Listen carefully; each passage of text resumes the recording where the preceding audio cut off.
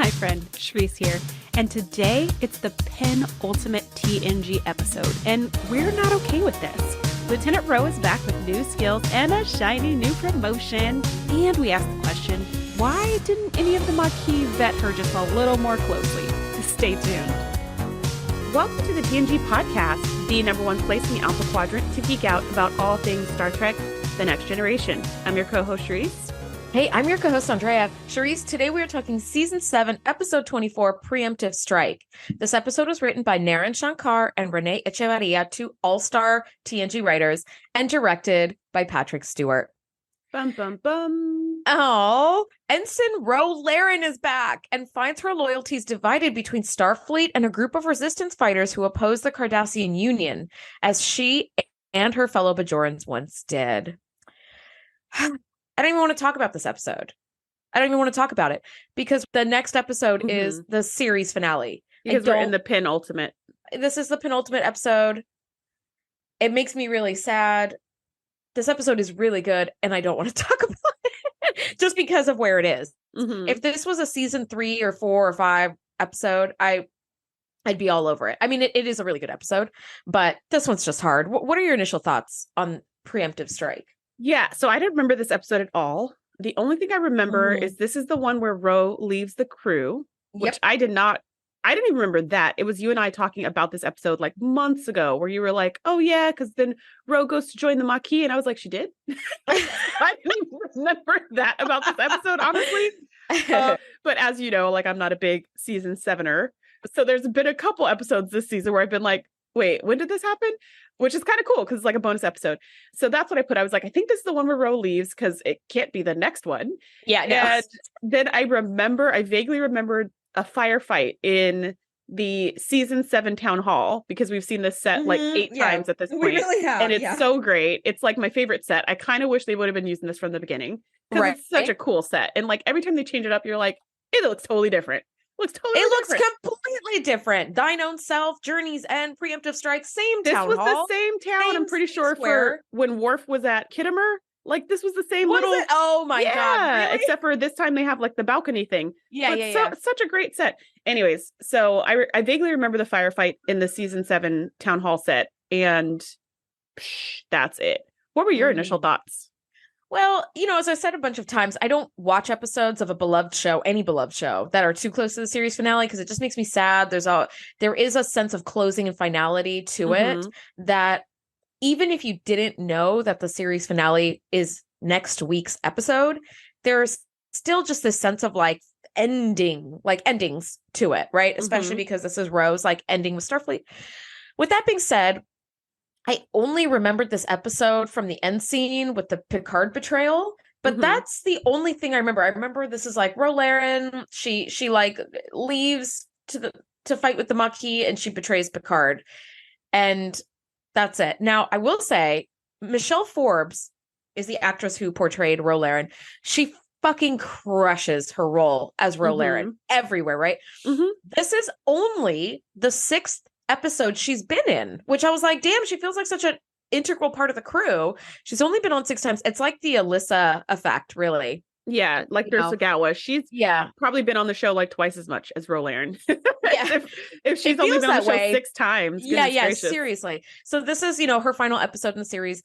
There were plans to have her character on DS9, but Forbes turned down the offer, and that resulted in the creation of Major Kira as a character. She was later offered a lead on Star Trek Voyager, but did not appear in the franchise until almost 30 years later in the 2023 episode Imposters of Star Trek Picard.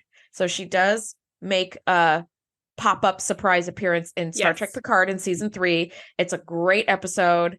It kind of closes up ties because I was like, it's Ro Laren. Yeah. And she's like still a badass, but she's like older and it's got the streaks of gray, and it's just like this woman has seen some things, And the episode itself, no spoilers, but the episode itself has like wonderful kind of bridging this gap with this betrayal, and then they address it again in that episode. So it's like, oh my God, like it's kind of a where are they now that we didn't even know about. But yeah, so she I don't know why. I wish I could find why she turned it all down, But yeah, I have no idea. But yeah, she lots was. of people do. Trek is not for them, and maybe TV Yeah. shows are not for them. Although Maybe, this actress does show up in Battlestar Galactica, and she's freaking amazing. So maybe not all TV shows, but there are a lot of people who were like on the Trek. So something about working there is not for everybody.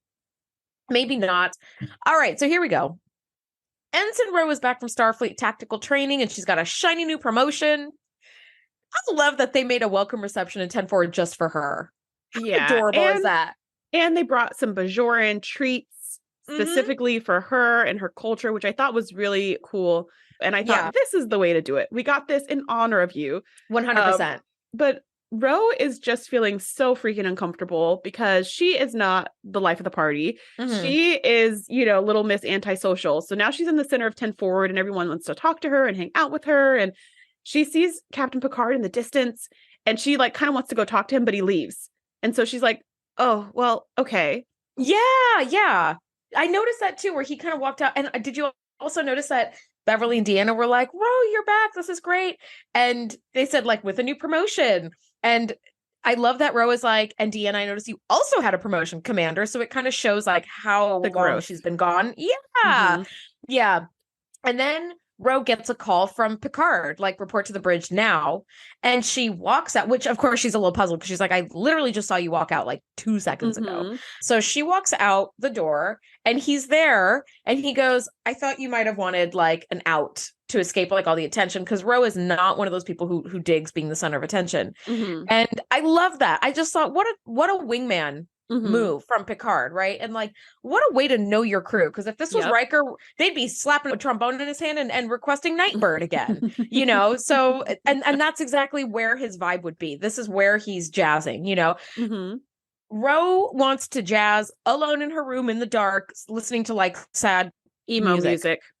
Yeah. 100%. You know that Ro's into emo. You just know. Look at her. You just know. Emo. Yeah. Fuck yeah. Bajoran emo. So I love that too, because you're right. It shows that Picard really knows his crew, and also it gives her, she said to him, she said, I'm really flattered and honored, and I do want to meet everybody and talk to them, but just one at a time.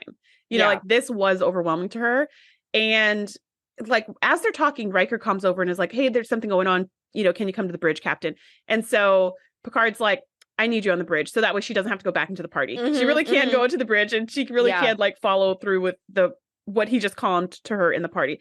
So I thought that was great, because now she has an excuse to not even go back to that party. Let them enjoy it. Let them eat the food and have a great time. Yeah. But she can also kind of decompress and not be in such a pressured situation.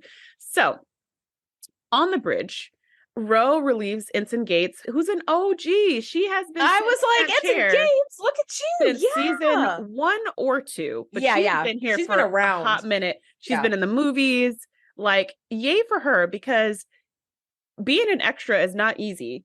But being an extra for 7 years, not many people can claim that. So good for her. Really only ever had 1 or 2 speaking roles that I could even think of. And it was it was navigational set, or something like that. Just it was Captain. Yeah, that was it. That's all you need to say. So good for her. Good for her. Yeah, I saw that. I was like, hey, girl, right? I know you. Yeah. Right.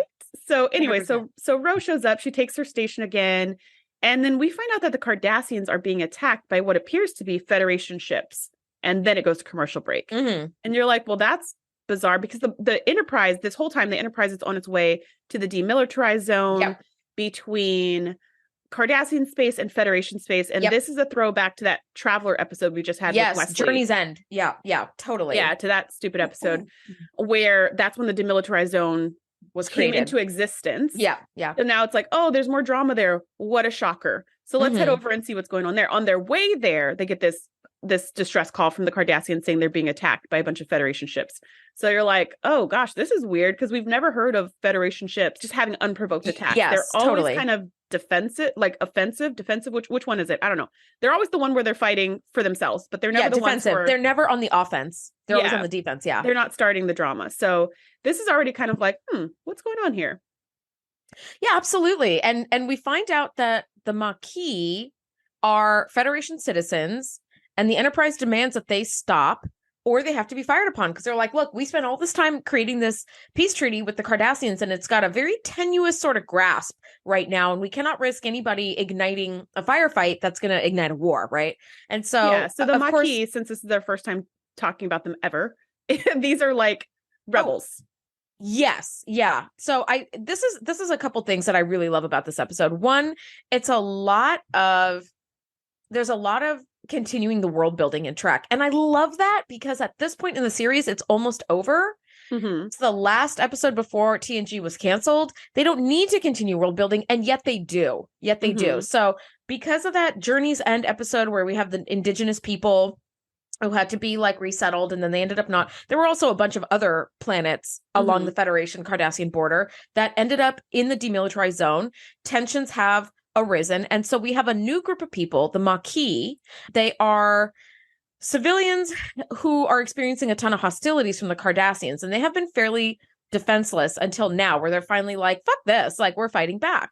So everyone is really sympathetic to their plight, but the Maqui cannot turn to like guerrilla warfare and risk ending the peace treaty between the Federations and the Cardassians. Right, and causing a full-on galaxy-wide war. Absolutely not acceptable. Because they want to keep their colonies. So the Maqui are made up of not just Federation citizens, not just people who live what they call in the zone, but also lots of people from Starfleet. So lots of officers and people with lots of training, who have connections. So it's not just like the boots on the ground. It's like a lot of people are getting into this movement. And we discovered in this episode, which I did not know or at all remember, that the Cardassians have their own versions of the Maqui who are on the Cardassian colonies that are now in Federation space who are doing the exact same thing.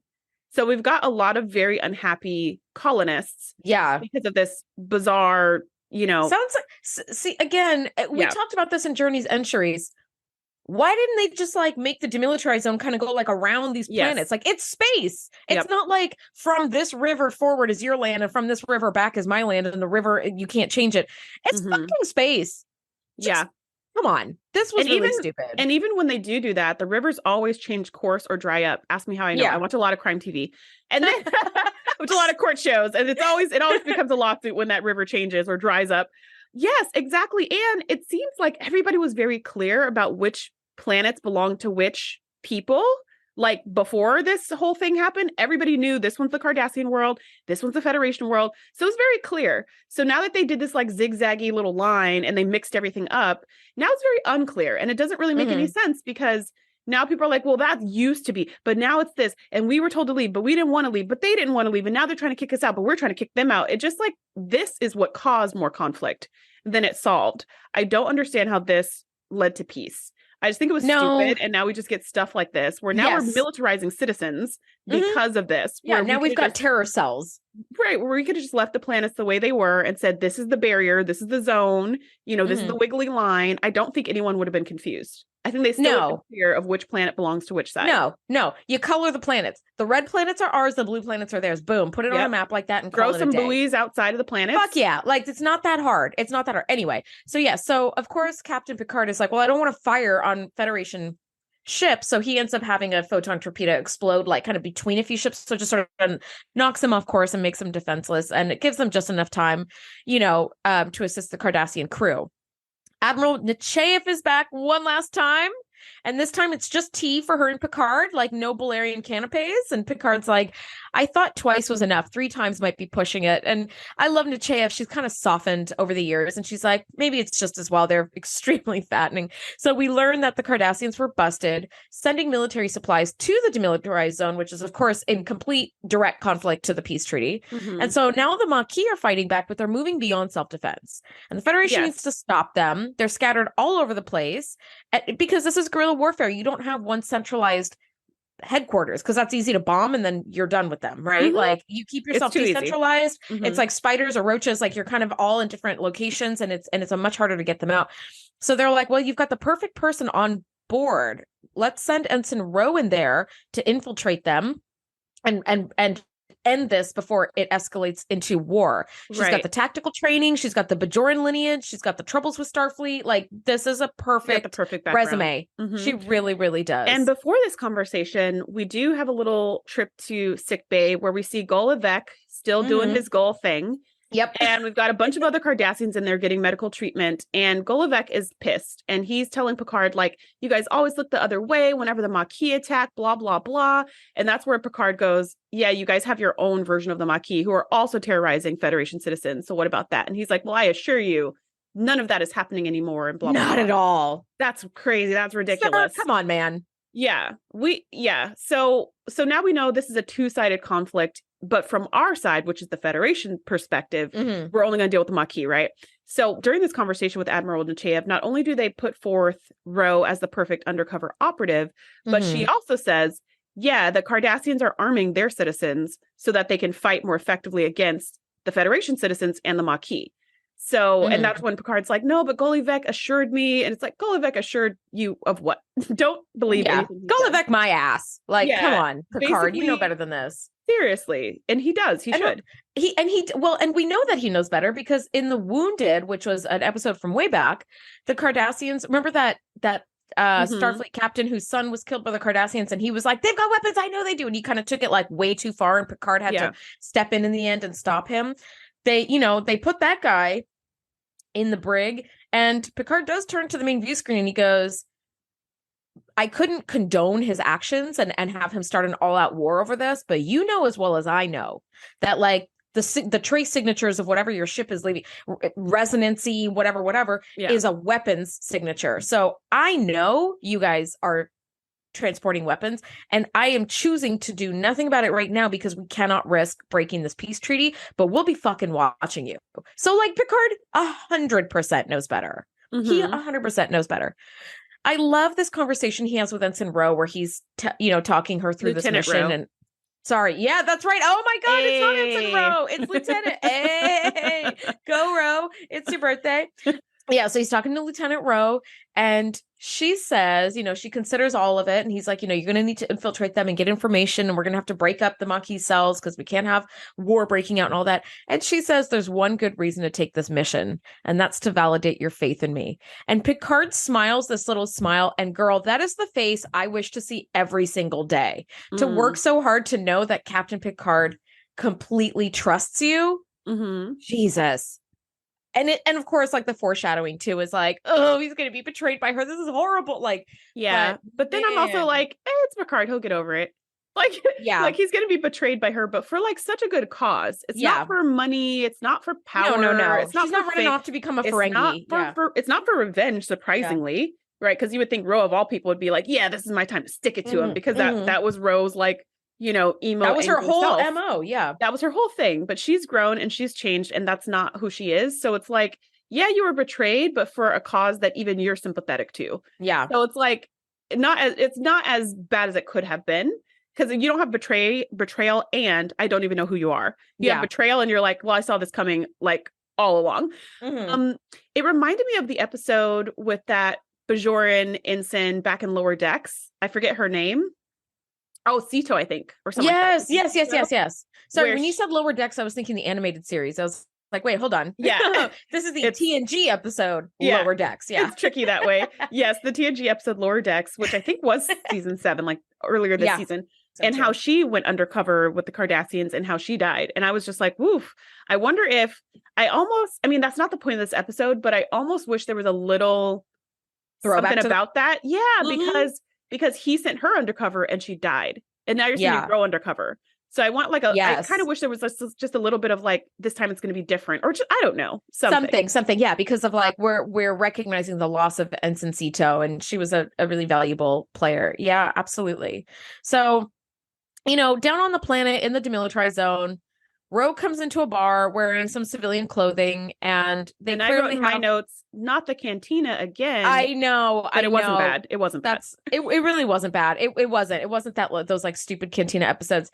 But Ro comes in wearing civ clothing, and right behind her, Worf and Data walk in, and she makes it a whole show to be like, I'm not with them kind of thing. So they clearly have this orchestrated little act where Data and Worf come into the cantina looking for a woman who matches the description of Ro, and it's like she's wanted for the killing of a Cardassian. If you see her, report her to us. And Ro's in the back, like making out with a dude all passionately to hide her face and like make it look like, she's totally selling the story of like, they're after me and I don't want to get caught. So, there's a guy who says like she was here, but she's gone and I don't know where. And so Data and Worf kind of like look around and spit in the spittoon and then walk back out again. Well, if you see her, tell her the law's looking for her. Yeah, Johnny exactly. Law. Yeah. And then they walk out and you're like, okay, you guys are like not as intimidating as I want you to be. I don't know why. I don't know, because Worf should be really intimidating. Maybe it's Data. Data's super strong and like could break you in a second. But there's nothing about him that's intimidating. Like nothing about him makes me. They should have sent Worf and Riker because I think they would pull a better bluff of like do this or else. Any case, it was good enough for everybody in the cantina. Yeah. So as soon as they leave, Ro breaks off the kiss and speaks to the guy who covers for her. And, you know, she's kind of working towards like building that trust. And she's like, why'd you cover for me? And he's like, you know, there are some of us out here who wouldn't be appalled that you killed a Cardassian. And she's like, well, I'd like to meet those people. And then he stuns her. I was like, what? He like shoots her with some little like pocket laser. It reminded me of, I don't know if you saw Minions 2, but there's, so, you know, Minions, it's like Gru and the little Minions. So Minions 2, there's like a lady Gru. There's a woman he falls in love with. That's right. And she's so great. But there's this one scene where he's like, every time he tries to attack somebody, Gru like says the name of the weapon right before he attacks. So he tries to attack her with something and she like stuns him with her lipstick. And she's like, it's really better if you say it after you fire. Like this, lipstick phaser or something like that. That's exactly what I had in my head when he stunned her. I was like, lipstick phaser. That's so cute. I was like, because it's that little handheld. That's kind of a cool thing. So he's always like, ray gun. It's like, exactly. Don't announce the name of the thing you're about to use. She's like, announce it after you use it so that no one knows what's coming, which is so funny. 100%. But so he shot her and I was like, what the F? Like that totally surprised me. I didn't see that coming. So then she wakes up in some house with 3 people like looming over her and they start to interrogate her. Did you kill a Cardassian? Did you kill him? Did you kill him? Tell us the truth. Pinky promise. And she's like, I did. And then they're like, all right, tell us your story. And so she tells them the whole story of how her father was killed in front of her, which is true, about her being in the stockade, which is true, about her troubles with Starfleet. She says this line, I'm not Starfleet material, which was the exact line she used in the first episode where she was introduced. Absolutely. The episode called Ensign Ro. So there's a callback to that, which is one of my favorite TNG episodes.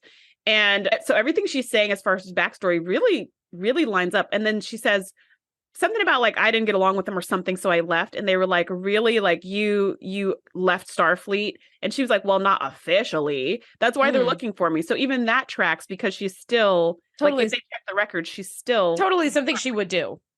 Oh yeah, for sure. Something she would do. And you know, the old Ro would have done in a heartbeat. 100%. Now, you know, they're of course like asking her questions and questions and questions. And finally she's like, you know, I think I've answered about enough questions. It's time for you to start answering some questions, you know? So I'm just really loving this, that we have this dynamic that she's building up. And the leader is this older man named Macius, and they just chat over ways and means, and he's convinced she is who she says she is. And this is one of those classic scenarios wherein someone is doing something they don't feel comfortable doing, and the person that you're betraying or planning to betray shows a great deal of faith and trust in you, because sometimes that in and of itself is like enough to make you question, like, why am I doing this? So he really did think like, this is kind of like my new daughter figure. Basically, they had kind of this father-daughter sort of relationship, which is really sweet. In all of 10 seconds. In all of 10 seconds. I like you. I trust you. Let's go for a walk. Let's stretch our legs. Like he puts the weapon. He sends the 2 lackeys off to check her story. Yeah. He's like, I'll watch her. And he holds the weapon on her until they walk out the door. And then he puts the weapon down. Yeah. He's like, do we even need to do that? I don't think we need to do that. You're in charge anyways. Really. You didn't need to put on the show. But anyways, he's like, let's go for a walk. So they go for a walk and she sees the whole colony. And I guess we're presuming that everyone in this colony is Maqui. That was kind of the sense that I got from it. And she was like, why are you showing me this? Same. Aren't you taking a huge tactical risk? And he was just like, I trust you. Like, it's fine. You're my new daughter. Exactly. So they walk and they talk and you're absolutely right. And at one point they go to some like a replicator that feels to me like a vending machine, more like where it's located or whatever. And he gets some Hasperat and he's like, not as strong as I like. I had a friend on Bajor who made like the strongest Hasperat and it was so great. And she's just like, my dad made the strongest Hasperat. And I kept waiting for him to be like, it was your dad. Like, I did know him. Oh, I didn't even think of that. I kept waiting for him to say that because he was like, yeah, he was a guy, but he died. And, but that didn't happen. So that was just like I guess this was just supposed to be a coincidence. But I kept thinking that was going to happen. I was going to be like, what are the odds? But I guess it didn't. So anyways, they're talking. And so now she's equating him with her dad. So he's got a new daughter. She's got a new dad. Yep. And they're both just like living in the good old days. And even though it was like occupied Bajor and a horrible upbringing for Ro, we find out it wasn't all horrible. Kind of like Tasha Yar, right? Her backstory was just freaking awful. And we never learned a positive thing about her backstory. And there's none in my memory or mind that there's nothing that could be positive in her upbringing. Right. But here we find for Ro, even though her upbringing was equally horrible, she remembers like her dad making this really good food and like just like she remembers good stuff about her childhood, which is really, really sweet. And so they're just kind of chatting and hanging out, and the lackeys come back. That's what I called the other two because I don't know their names. Kalita and some dude. I don't even think he had a name. I don't think so. So so they come back and they're like, guess what? Her story is true. And he's like, oh, I already knew that. Like I already knew that all along. Because I could tell in my gut or something. Yeah, I could see it in her eyes. And so Ro's just like, oof. Like, this is terrible because she's not betraying bad guys. I guess the way that I would assume the undercover police officers and stuff are supposed to be betraying quote unquote bad guys. Yeah. Like people who are like selling crack to kids and stuff like that. Yeah. This is like people who, they're not the Bajoran. They're not defending their right to live. They're not trying to recapture their land. So it's not that they're not an oppressed people, but they're just in this really uncomfortable situation with a lot of high tension. And they're fighting for their land or whatever they're fighting for. 100%. So it's not like they're quote unquote bad guys. So now she's feeling super, super, super conflicted because they seem like normal people who just want to live their lives and feel like they have to fight for it. Yeah, so, absolutely. Oof, like I was thinking a lot about her. I was thinking a lot about being undercover in general and how you feel about yourself to lie to people's faces and betray them. And then when it's people you actually like, that's really, this is really hard. And I couldn't agree with you more. I mean, betrayal is not my MO at all. And I can never quite understand how people can do that. I'm one of those like heart on my sleeve kind of people. And I give my whole heart and I'm just not calculating like that. And I've known lots of people who are calculating and take a certain amount of pride in being like a very calculating person who can control and manipulate to get their ways. And I look at them and I'm like, that is not the fucking flex you think it is. You're like kind of a shitty person. So that's why I don't have those people in my life anymore, to my knowledge, but like, it's, I can't wrap my head around people who can do that and be okay with it. Now in one of the Maqui planning strategies, because Ro is now part of the team, she offers to get medical supplies from the Enterprise because the Maqui, have suffered, it's a militarized group. So they obviously have like wounded and injured. Well, actually, here's what's going on. That's crazy. They say in the council that the Cardassians are going to start attacking them with biogenic weapons. Yes. They have some kind of rumor that they're going to start this biological warfare, which is really, really bad.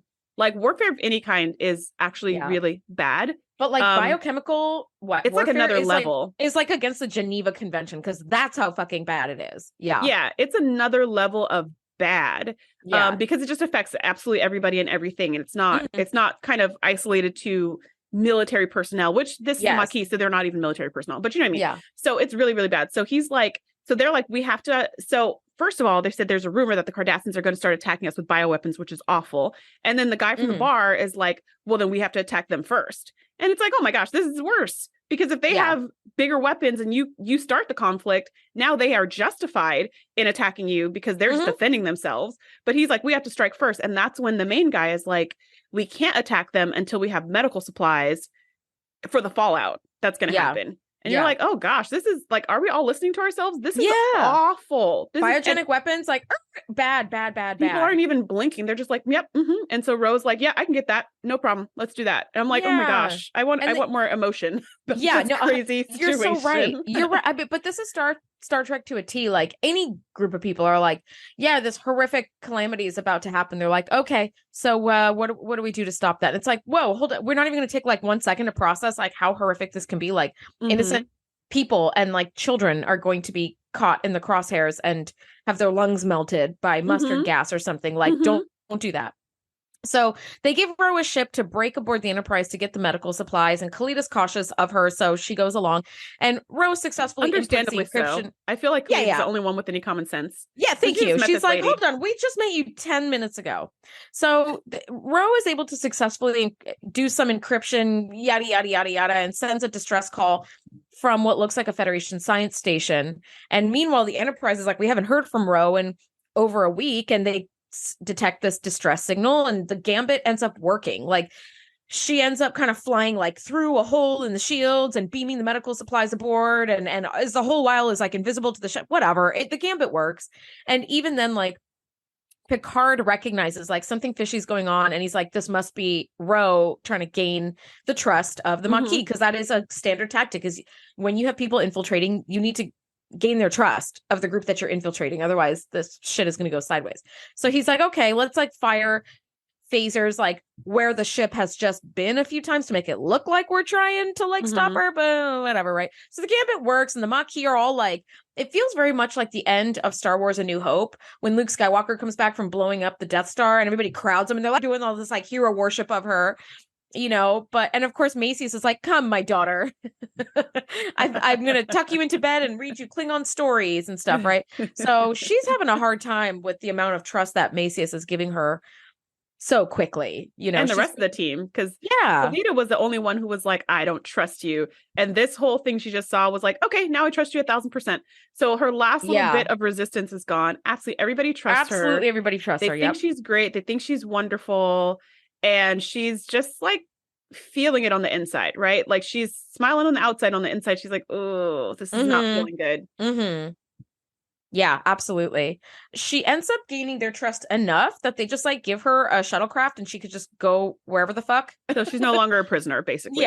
Yeah. So she flies to the Enterprise, which I was like, maybe just pop a tracker on there. Just pop a tracker on there and be like, where are you? Why don't you do a rendezvous?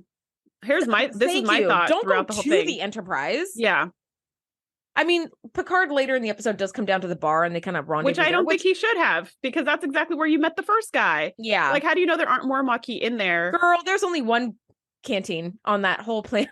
Yeah, and there's only one Picard, which I feel like a lot of people know because he's the captain of the flagship. The dude so why is did you guys just famous? Meet? You have a shuttle. Why don't you just meet somewhere else? Like literally anywhere else but this planet and the Enterprise. Yeah. You guys chose literally the worst two. Space. Just the worst two places to meet. So why not just meet on Cardassia? Yeah. Why not just meet there? Come on, guys.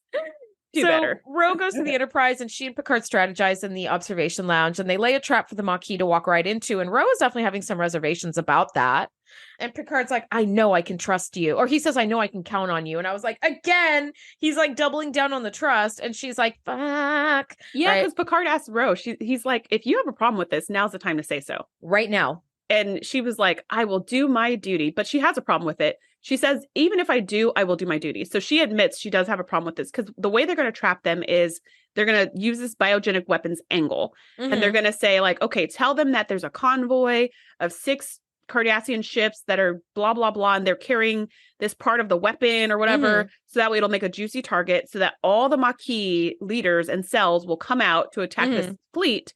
And when they come out, we'll like arrest them all or blow them up or whatever the plan is. Yeah. So that's the plan, is to walk them right into a trap using this whole biogenic angle that they're afraid of already. And Ro is like, even if I have a problem with it, I'm going to do my duty, because she wants to make Picard proud.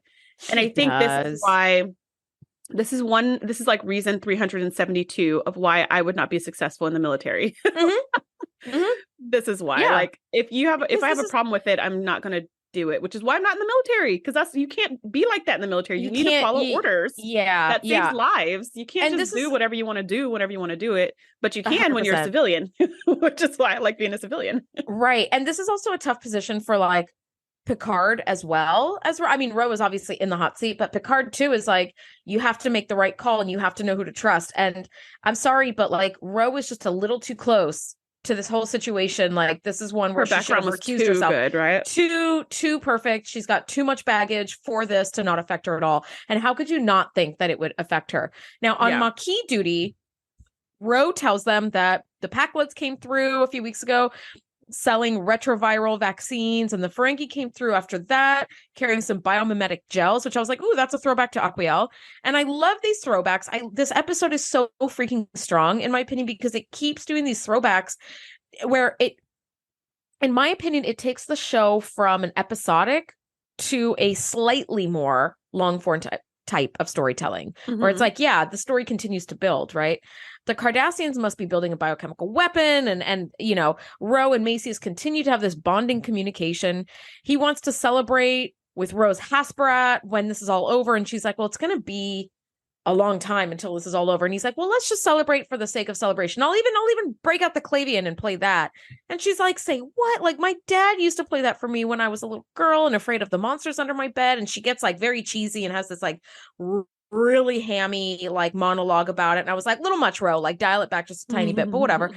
And of course, my first thought is, since this guy is walking around with her and he's like, we're going to celebrate just being alive. I was like, well, he's going to die. He's going to die immediately. Like this, you know, it's the classic character in the stories. It's like, when this is all over, we're going to meet in Paris and dance and whatever. Right. And it's like, of course, they never make it to Paris because they've died somewhere. Right. And then, of course, he dies like 5 seconds after this. I was like, God damn it. You know what I thought was going to happen? Again, this was like a bonus episode for me. What I thought was he knew all along that she was a plant, and he was working her to like get her to join the Maqui. That's what I thought. And I was like, man, he's good. But then he died. And I was like, oh no, he was sincere. And in any case, whether he was sincere or whether he was working, he wasn't working her. But even if he was, that would also be really impressive. Because it'd be like, wow, you knew a lot about her and you did your homework. And this is how you're so good at recruiting. And this is how you get people to be so sympathetic. And like, this is why the Maqui are going to be successful. But no, he was totally sincere in his like care and concern for her. And what a cool idea to just be like, let's just celebrate to celebrate. I absolutely love that. Absolutely love that. As they're walking through the town hall, which is a freaking beautiful set. Like this reimagining of it was gorgeous. So cool, like, right? The lights and the cracks in the ground and like the way they did like the brickwork. It wasn't brick, but whatever it was, like beautiful, beautiful. So we see these 3 robed figures walking slowly like monks or something. And I was like, who is that? Like, that's not going to stand out at all. That's not going to stand out even remotely. Like, you guys are trying to blend in by hiding your faces, but your costumes are so fucking ridiculous that it's like, they're huge. They're 3 red. friar tucks, like walking through the town hall. Like, okay. All right. They walk up to like some kind of like balcony or whatever. And then they throw off the robes and they're Cardassians and they just start firing on everybody. And I was like, this has got to be the worst plan I've ever heard of. Walk in the most conspicuous robes and then just start firing on the citizens of this town as they're going about their day. Like, what was the end game here? Did you think you were going to take the whole city by storm, the 3 of you, and then just go home? I don't know what the plan was, but they just start firing indiscriminately, like you said. And so the guy from the bar shows up carrying weapons that he just happened to have in his pocket or whatever. Turns out everyone there is Maqui because he's handing out weapons left and right. Everyone's shooting, and I'm like, man, these 3 guys are like pretty beasts. Like they're just taking people down, left, right, center, down. And slowly but surely the Maqui get these 3 guys. They shoot these 3 guys. But in the crossfire, Ro's new dad is also shot. He's kind of shot in the shoulder/heart, I guess. Yes, yeah. But he's not killed immediately. He's killed, unfortunately, slowly. So they do have a chance for her to say goodbye, and she's just like, "Get a med kit, get somebody help!" But it's she's too late. Crying. And he has this line where he's like, "It's okay because when leaders like me die, there's always another one to step forward and take my place." Wink, wink. And I was like, "Damn, no pressure." Twisting the knife a little much, like. But he didn't know it. He was being sincere. Yeah. So she's it's crying. Like she just joined like yesterday. Maybe she's not ready to take your place. Yeah. Maybe you guys should be like vetting her just a little bit more carefully too. But I have an orientation or like a girl, this is a militarized group of civilians like this. But this is, I think, very, in my imagination, a correct way of portraying what a militarized group of people like guerrilla fighters look for. There's no orientation. There's no paperwork to fill out. It's slapdash at best because you just need fighters. That's it. Yeah. You just need fighters. There's no like sign this for your healthcare forms. Like none of that shit. Here's a gun. Hopefully you brought your own, but if you don't, we've got some old one kicking around in the dirt. Grab that and fire. That's it. That's all there is to it. Now, Picard shows up at the bar in civilian clothes, and he and Ro make a show of going off to a dark corner so they can talk, and they pretend to like neck while they're talking. And I was like, nope, stop doing that. Don't do that. Nope. Like, I was so grossed out. I was like, nah. Yeah, and it's probably because Picard is like Ro's other father. Yeah, exactly. So it's got this daddy-daughter, they have this daddy-daughter bond, this mentor-mentee like bond. At least mentor-mentee, at least. Like, I don't like it. Yeah, so having this sexual in like situation here where it's kind of like, what are they doing? And again, why are they even on this cantina? They could be having this conversation literally anywhere. You could be in the town square would be a better spot than being right here. Anyways, so they're having this conversation and Picard's like, all right, everything's good to go. Like, are you all ready? And Ro's like, we need to call it off. The Maqui aren't going for it. They think it might be a trap or whatever. She's just lying through her teeth because she wants she doesn't want to lead her friends into this kind of a trap. But Picard is too clever for her. And he's like, all of our intel says the opposite of what you're saying. Tell me the truth. Like, tell me what's really going on. And then she admits that she's having second thoughts. And then he's like, I could have you arrested just for lying to me right now. And I will absolutely have you court-martialed if you sabotage this mission. So if you can't handle this, once again, he's like, if you can't handle it, let me know, because we are doing this. Like, we are doing this to prevent all-out war. And so she's like, no, I'll do my duty. I'll do it. So he's like, okay, well, Riker's going to go with you to babysit you and make sure you don't F this up. And so she's like, fine, because she has no choice. See, but he doesn't say, if you can't do this, tell me now. He doesn't. He says, if you back out now, you'll throw away everything you've ever worked for. And I went, okay, pause, Picard. No.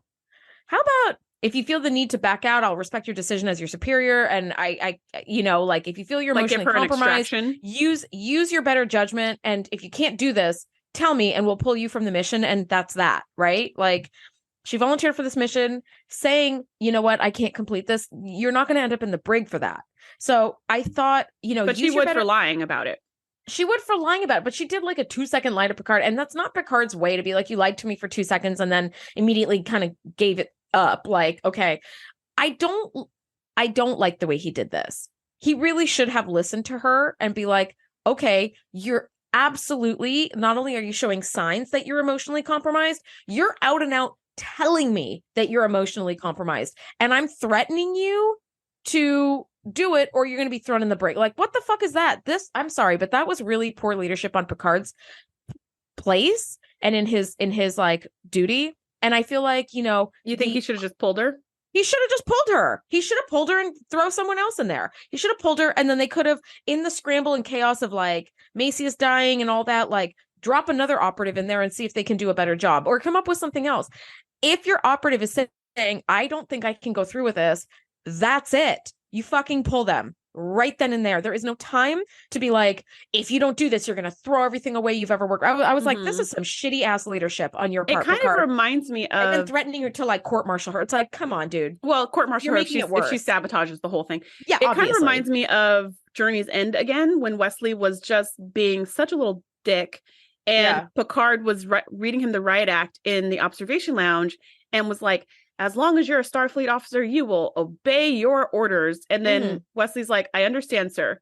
I officially resigned from Starfleet. It was like, yep, it's just that easy. It's like, Picard, you've lived your whole life obeying orders, even when you disagree with them.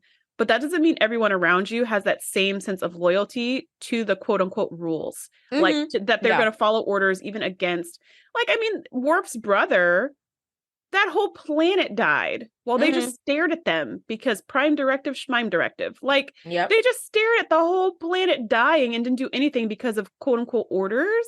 Not everybody can stand by and do that.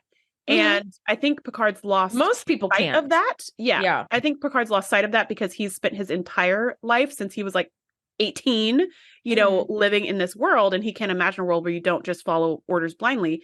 But it's like, buddy, no, like, most people, definitely some people, for sure. But I would agree with you that most people can't do that.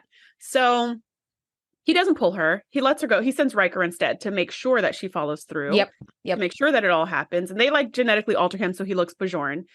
So next thing you know, we're on the bridge and all the Starfleet ships are hiding in the nebula, and they're kind of at the border between I don't know, the demilitarized zone and Cardassian space, I guess. Yeah, and they're hiding like in a nebula, so they're shrouded from The other sensors. ship sensors. Yeah. And what they've done, which I actually like this part, they have buoys or they have something on the outside of the nebula that's a transmitter to them inside the nebula. Because the whole thing is when you're in a nebula, you don't know what's outside the nebula. Yeah. When you're outside a nebula, you don't know what's inside the nebula. That's the whole thing is like, it's a big smoke screen. But then that means they don't know when the ships are coming by and when to make their move. So they put some little like transmitter on the outside that's relaying information so that they do have sensor data. I thought that was a really lovely touch of technology because they usually ignore stuff like that. Yeah. So I was just like, ooh, who was like fact checking here? Good job. A+, because you made something. Y'all should have, we haven't come up with this idea until the penultimate episode. Yeah. We have never had that idea. And it's such a good idea. So anyways, now everything's in motion. We've got the convoy, the fake, convoy, the convoy holding fake weapons, which they don't have, that are coming through. We've got the Maqui who are hot on their trail. And then we've got all the Federation ships hiding out in the nebula. And Ro's kind of leading the charge. So randomly, Ro stops the ship and Riker's like, what are you doing? And she turns and aims a phaser at him. And she's like, I'm sorry, I just cannot let this happen. Yeah.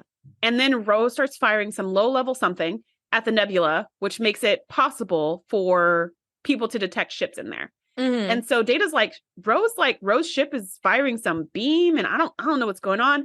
Yeah. And then Ro kind of comes over to that guy from the bar who's in one of these Maqui ships and is like, check the nebula, see what's going on. You'll find there's a bunch of Federation ships. And so he does, and they call off the attack. Yeah. And that was just in the nick of time.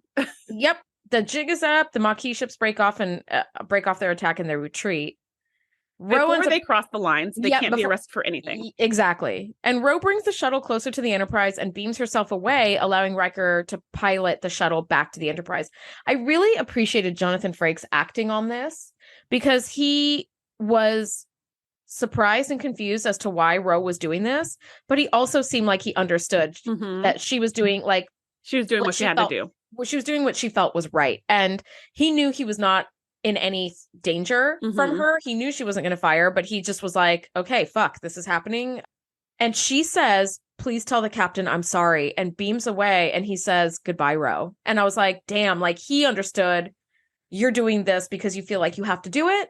And he said his goodbye to her, but he wasn't like, do you understand the ramifications of what you're like? He doesn't go on the Riker rant, which he does a good Riker rant. He didn't. He was just like, okay, this is what it is. Yeah, I agree with you. He was surprised, but he understood. And you could see in both of their eyes that they understood. And I thought this was the most civil goodbye between the two of them. It was like, goodbye, Ro, goodbye, Riker. And it was just like, I wish you all the best. I wish you all the best. There was no hostility here. There was no Riker didn't feel betrayed. He was just like, I understand.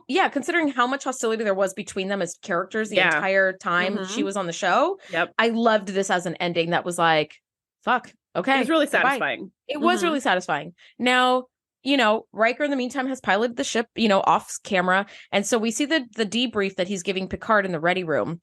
And Picard is just inconsolable and doesn't speak at all. He might as well be a statue.